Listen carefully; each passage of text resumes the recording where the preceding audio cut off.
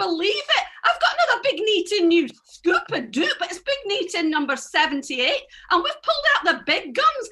It's Thomas Benjamin Wilde Esquire. It was a bit of a mouthful, but you're here. Hello. Hello, Gloria. How are you? I'm fine. How's it hanging? Not too bad at all. You've got a lovely arrangement behind you there. You look a very busy man. I can't take all the credit for it. To be quite honest, it was a bit of a state in here until last year. I can thank my partner for sorting it out for me, really. And I'm running out of space for all the ukuleles and the banjoleles at the moment, unfortunately. I think we know the feeling, don't we, Scott? The number of ukuleles or banjoleos that you need is N+1. But that's exactly it. That's exactly it. That's a cracker. Well, we better get down to the nitty-gritty. You're an internet sensation. You might describe it as that. From what I've been reading, you started recording an album. You worked at college, and you started recording an album in 2017, and you finished it in 2018. Well, can you tell us a bit about it? Yeah. So the first album actually started off as a bit of a project for us, because I worked at a college of further education and higher education, and I worked in the media department. But I also worked alongside the music department there as well. And I wanted to get good at doing sound and things like that. Myself and the chap who became my producer, Lee, who was working in the music department at the time, decided to use the summer to do some recording in the recording studios. I'd written a few songs, and actually we did some cover songs as well. And the intention was to record an EP, and that went on Bandcamp. So you can hear the original versions of those first 4 songs that we did on Bandcamp. The next year we decided to do some more and worked out that 8 songs is enough for an album. So we released the album the following year. But yeah, it started off as a way of learning how to use the equipment in the department. Very practical use. I think your album was called Awkward Encounters While Walking My Dog. That's a lovely name. Yeah, so that was in dedication to my German Shepherd, Suki. She is a wonderful dog to have around the house. She doesn't like other dogs, and drunk people seem to be very interested in her. She's a German Shepherd, and for some reason, that seems to attract drunk people. I don't know why. Has she ever brought home an arm or a leg? No, she hasn't done that. From that, apparently, you put your song that we've not mentioned yet up on, was it on the YouTube? As I was releasing the album, I decided that I wanted to launch it properly. And because I worked in the media department at the college, I had access to kind of video cameras and all those kind of things. And so we decided to do an album launch live on YouTube and Facebook, which nobody really watched. I think there was about 30 people watching it at the time. But we wanted to do it in a place where we didn't need to have a big audience, because at that point I couldn't get an audience. I couldn't fill up a venue at all. And it would have felt a little bit sad. So we asked some friends who owned a suit shop whether we could record it in there. And they said yes. And they also dressed me in their clothes that they had in the suit shop as well. Actually, the live stream of it went out from a mobile phone, and then I set up a camera just in the corner to record everything as well, so I could cut it up and create YouTube videos from that. And that was how that video got shot and made. By no means a perfect video, but that seemed to be the one that caught people's imagination. So I'm not going to complain about it. I just wish one of the ones that I'd planned a little bit better could do the same thing. You never know which one's going to fly, and it's usually something that's going to grab everybody's attention. Yeah. And certainly your song about confectionery really did. I suppose it's with the state of the country today.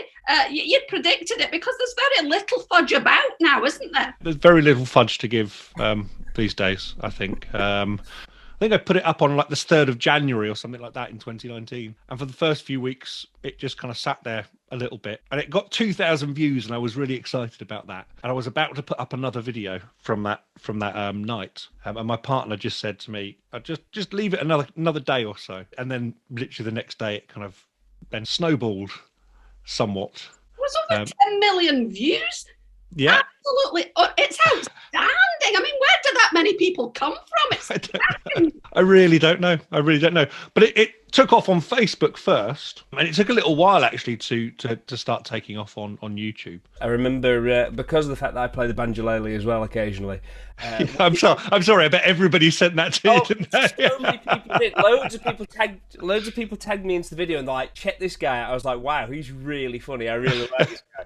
But then you get it sent by every single person. Oh God, yeah. I mean, I saw it loads roads that first week that it kind of really took off. But it's a great song, and it just goes to show that you never quite know what the British public and well, actually, what the public at large are going to do with something whenever they when you put something out into the world like that. It's lovely to have that kind of thing kind of go out and hit people's the consciousness quite so massively, become part of the national mood, so to speak, and the international mood as well. Because actually, my biggest audience is in America these days. That's amazing. And you got, is it a silver award on the YouTube?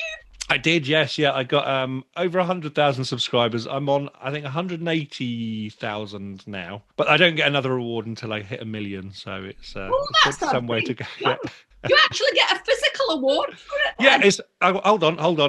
I'll see if I can. I'll get it off the wall. Oh, don't disturb that tidiness there. You'll be in bother. There we go. So it sits up on the wall. It's quite big as well. That was what I was quite surprised about. Well, it's a proper achievement as well. And mentioning that lovely shop that kitted you out, was it Boyd's of Bedford? It was indeed. I'm wearing their badge at the moment, actually, funnily enough. That wasn't planned either. So it was Boyd's of Bedford. They've actually moved now. They've moved from the town centre to a bigger location, which is in just outside of Bedford. They run also the Vintage Suit Hire Company, which were the company that kind of lent me the suits. So Vintage Suit Hire Company sits within Boyd's of Bedford. And did you frequent that shop in the first place, or did you take on the look after seeing it? I'd started doing the banjolele, ukulele singing at various events. Actually, I started off in a vintage nightclub in Milton Keynes called Headner's the Vintage Nightclub thing. And I started off as a host there. They asked me to host it one night when their regular host pulled out. First time I did it, I just did it as a compere, and then I ran out of jokes, and so I decided to play some songs instead. But definitely, the kind of the attire, the suits and things like that were always something that I was doing with this act from the beginning. Talking of all this, now we better hear this wonderful single, and we'll be back in a bit with Thomas Benjamin Wilde Esquire. Don't you know it's a cracker? And what is the name of the song? I've no more to give. Fudge all round, everybody. We'll see Fudge. You later. Bye for now.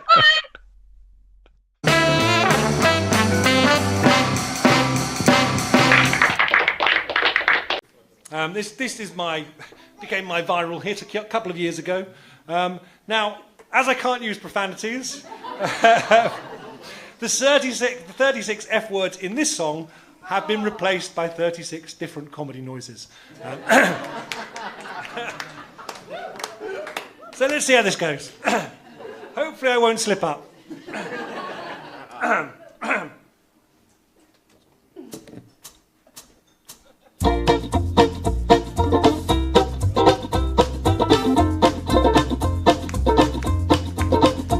I've tried, and I've tried even more.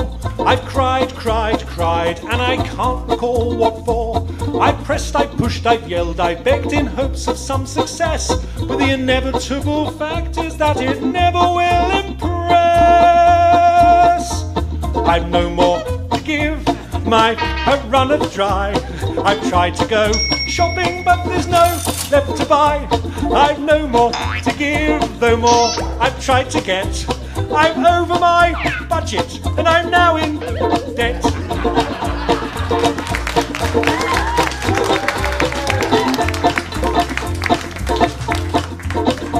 I strive to get everything done. I've played by all the rules, but I've very rarely won. I've smiled, I've charmed, I've wooed and laughed, alas to no avail. I've run round like a moron to unequivocally fail. I've no more to give, my fuse has just blown. I've been hunting for my all day, but I'm up to off home. I've no more to give, my rations are depleted. I've rallied my army, but it's been defeated. The effort has just not been worth the time or the expense.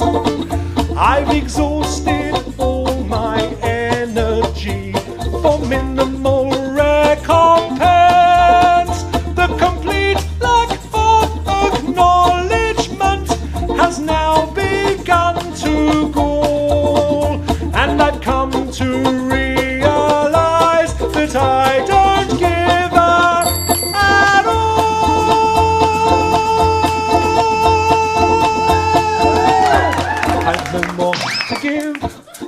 have flown away. And now so they refuse to stay. I'm no more give my. They've come back round and past me while they're picking up again. I'm no more give my. I've had many projects, but mine won't be involved. I've no more to give, mine have all been spent. They've from the building and I don't know where they went. I've no more to give. I've no more to give. I've no more.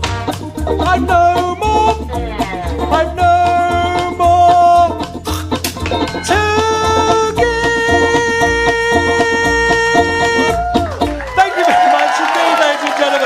You've been fantastic. Thank you very much. I will hope to see you all again very soon. I'm going to take a wander off now.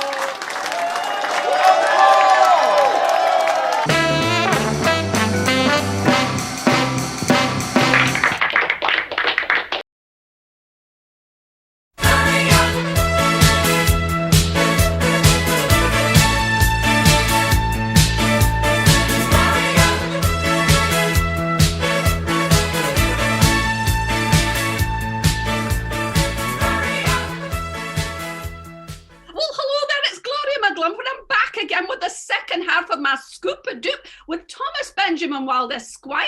Well, it's been absolutely cracking so far. We hope you enjoyed his song. It's a proper earworm, but there's more to the man than just that song. Obviously, there was the album that we mentioned earlier, which was Awkward Encounters While Walking with My Dog, and that song was on it. But there's a second album which was released called A Quiet Night In, released in March 2020. I don't know if you were Mystic Meg or something like that. Were you expecting that? I was due to go on tour in April 2020 because I released it in March and set it up to release just as I was about to go on tour, and it happened to coincide with the start of lockdowns, and the fact that it was called A Quiet Night In seemed quite apt as well. It certainly was. And then Pants Drunk was my the first single that I released off of that one, and that became a little bit of a lockdown anthem as well, because I think a lot of people were just doing that at the start anyway. Yeah, my first UK tour was supposed to happen at that point. I had 10 dates booked in across the UK, which then got whittled down to 5 sporadic gigs, the last of which I've only just done, and it wasn't really a tour, it was just some spread out gigs in the end. What else did you do during lockdown? I understand, did you some live shows online? I decided to do some live shows online, and actually the suggestion from my partner, my partner Sarah is a bit of a social media whiz, so she knows what she's doing on there. And rather than just doing some online shows, she suggested I do something a little bit more kind of creative and imaginative. So what I decided to do, because I've got quite big audiences in America and in Australia, was I did a virtual world tour where I did shows for the UK and Europe. I did one for the US East Coast, one for the US West Coast, and one for Australia and New Zealand, and did them at the kind of 7 o'clock to 8 o'clock in the right time zone. So it meant that I was doing some of the shows at 7 in the morning, and some of them at 2 in the morning as well. It was a gimmicky thing, really, but it gave me something to do over those weeks when I was supposed to be on tour. That's absolutely lovely. And you've mentioned the social media element of it. I mean, how do you use social media to build up the audience? I don't know. Well, I think having a song that goes viral was quite key to that, and then just keeping it up. So I have been trying to make sure that I post every day on social media, and I'm always kind of posting on there. I try and do a video every week, although I haven't done. I've taken a break for the first time in probably about a year.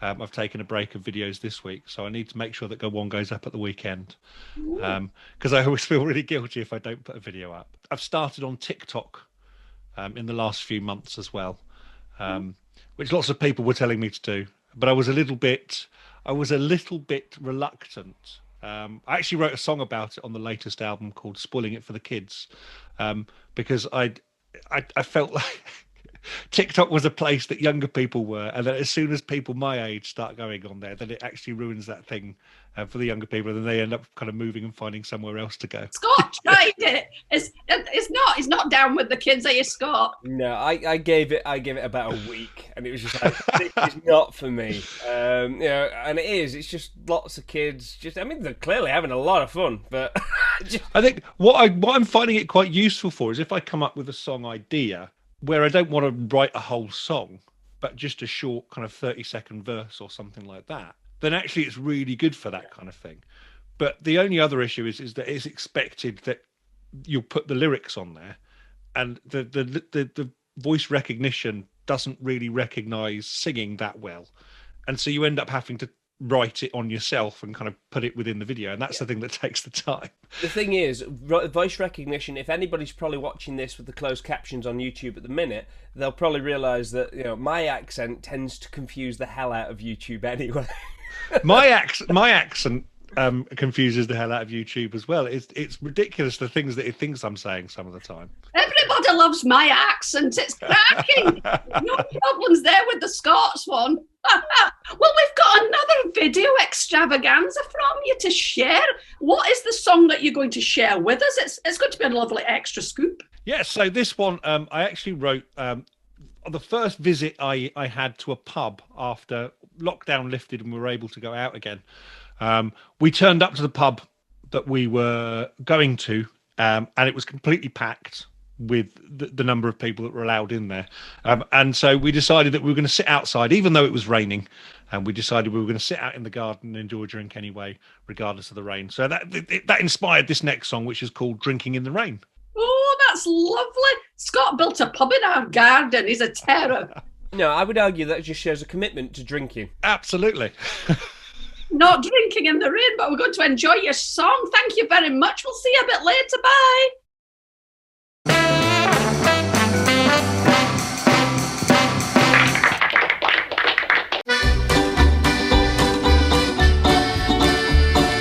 Like to see you clapping along as well. Grab your hat, grab your coat. Oh, the weather's looking bleak. We're still heading out into town. It's safe to say this has been a bit of a week, and we could use a way to quiet down. They're forecasting downpours, the outlook is grim, but that isn't a problem for me. If the drinks are flowing and we can shelter from the wind, I like the pleasure of your company. The pubs will be buzzing, all the restaurants packed, and we won't get a table inside. But with weather like this, if we don't mind getting wet, the garden furniture will be unoccupied. Drinking in the rain, when the British summer's disappointing again. But we have never been the types to complain. Drinking in the rain, everyone went in, so we're the only ones who remain. We'll wash our worries away down the drain. Drinking in the rain.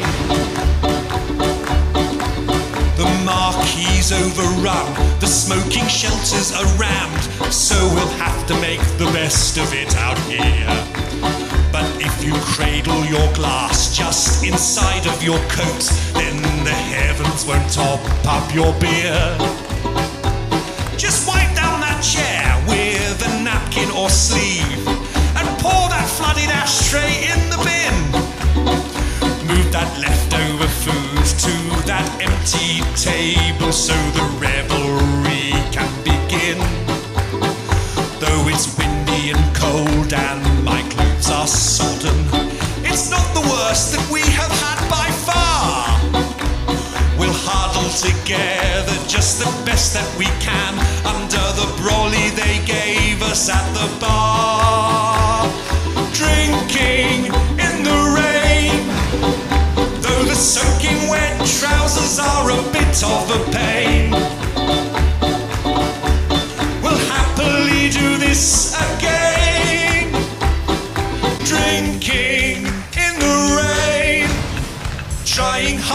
to keep entertained. And we can certainly bust out the champagne, drinking in the rain. If it's not your bag, then you don't really have to explain. It's your prerogative to abstain, drinking in the rain. When the British summer's disappointing again. But we have never been the types to complain, drinking in the rain. Everyone went in, so we're the only ones who remain. We'll wash our worries away down the drain, drinking in the rain. Thank you very much.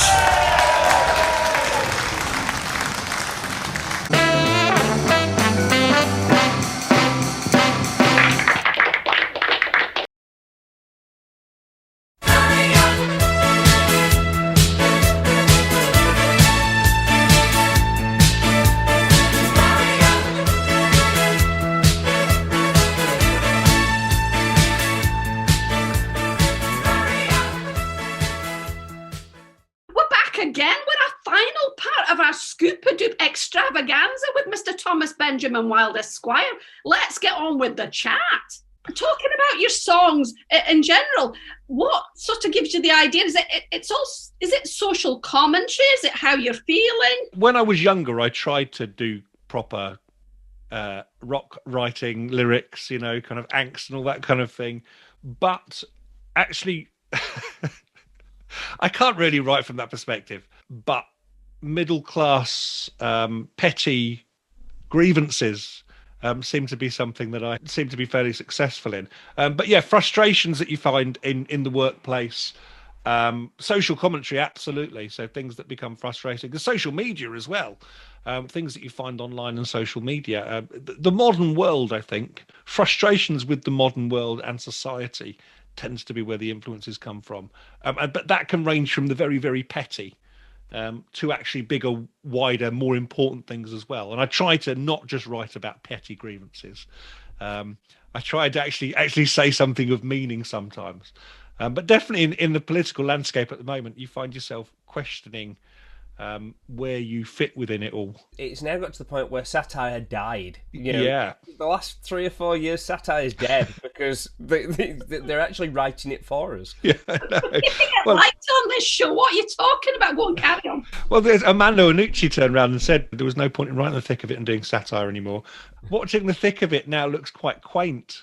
Yeah, the thick of it is like you say, it's quaint in comparison to the kind of dystopian Big Brother nightmare in 1984 scenario that we're in now. I watch it back now and it's a comfort program. It's one of those programs like, oh, simpler time. It was lovely then. Talking of simpler times, when you met our Scott recently. Where did you meet him? Yeah, so that was up in Whitby, wasn't it? We did a show up in Whitby together at the Whitby Steampunk weekend, which was great fun. I had a great fun up in Whitby. I'd never been to Whitby before. Absolutely lovely town. It's lovely and it's a nice place. But what a great weekend that was. Brilliant atmosphere in that theatre, and what a lovely theatre. It's probably the biggest theatre that I've played in so far.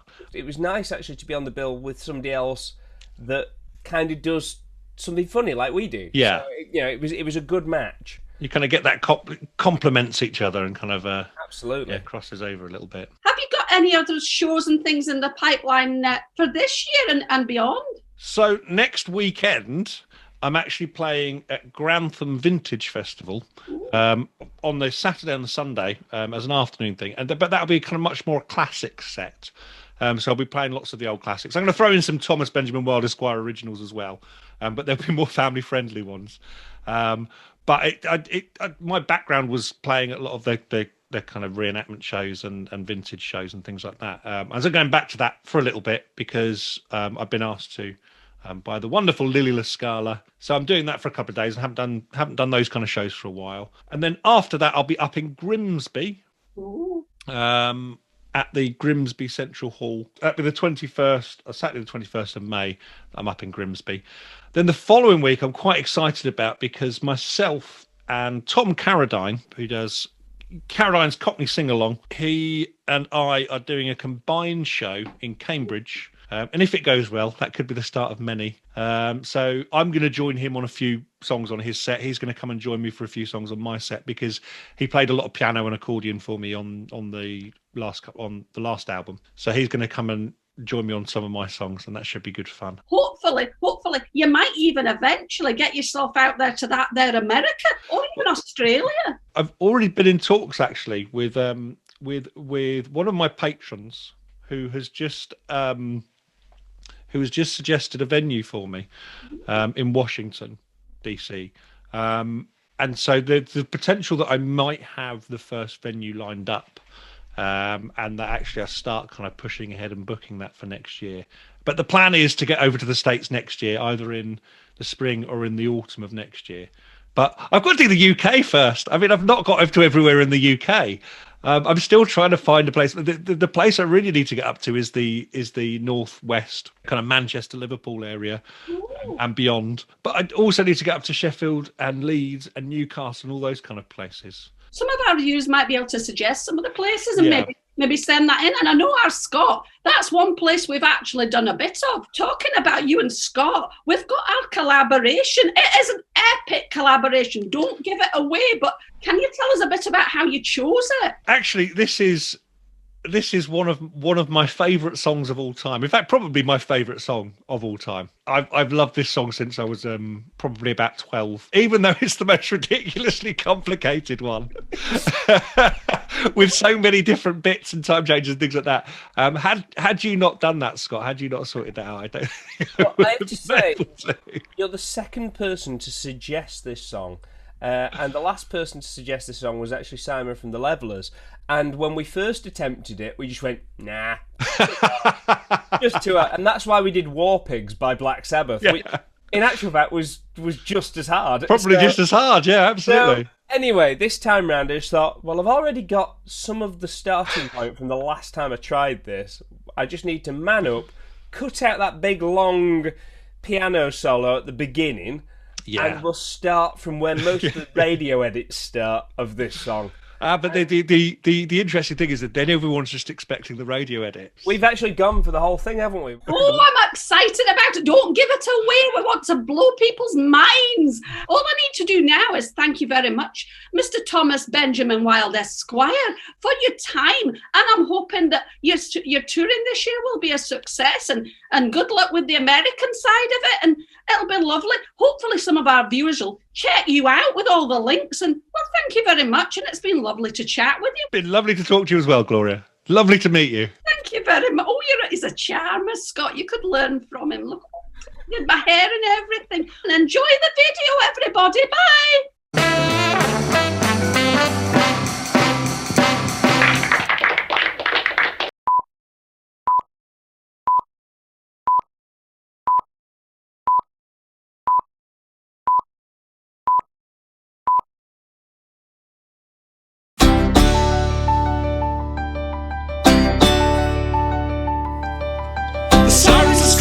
And the fires are howling way down in the valley tonight.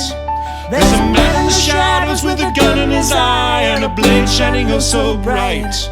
There's evil in the air and there's thunder in the sky and there's killers on the bloodshot streets. Oh, down in the tunnels where the dead are rising, oh, I swear I saw a young boy down in the gutter. He was starting to foam in the heat.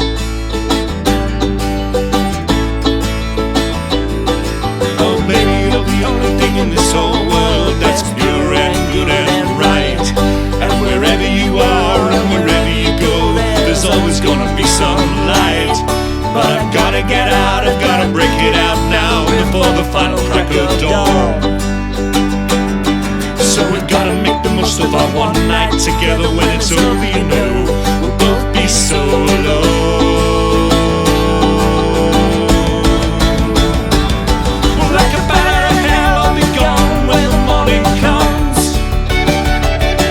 When the night is over, like a bat out of hell, I'll be gone.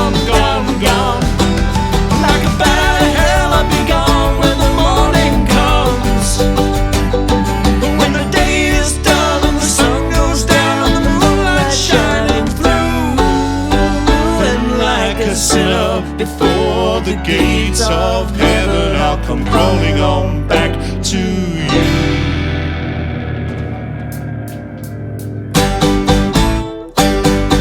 I'm gonna hit the highway like a battering ram on a silver black phantom bike. When the metal is hot and the engine is hungry and we're all about to see the light. Nothing ever grows in this rotten old hole and everything is started and lost. And nothing really rocks, and nothing really rolls, and nothing's ever worth the cost. Well, I know that I'm damned if I never get out, and maybe I'm damned if I do. But with every other beat I've got left in my heart, you know I'd rather be damned with you. Well, if I gotta be damned, you know I wanna be damned, dancing through the night with you. Well, if I've gotta be damned, you know I wanna be damned. Gotta be damned, you know I wanna be damned. Gotta be damned, you know I wanna be damned. Dancing through the night, dancing through the night, dancing through the night with you.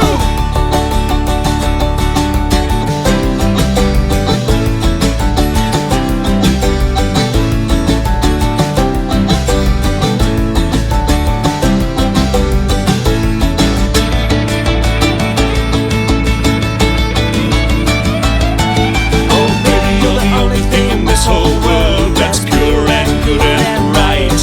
And wherever you are and wherever you go, there's always gonna be some light. But I've gotta get out, I've gotta break it out now, before the final crack of dawn.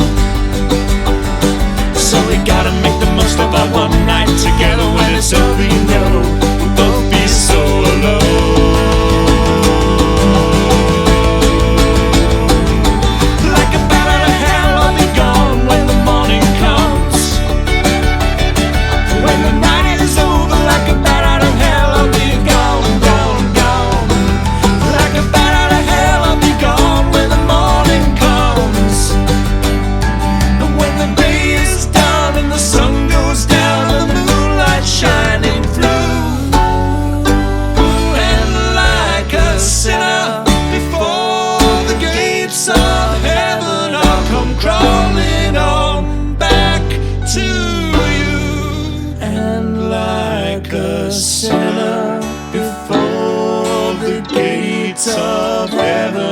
Come crawling on back to you.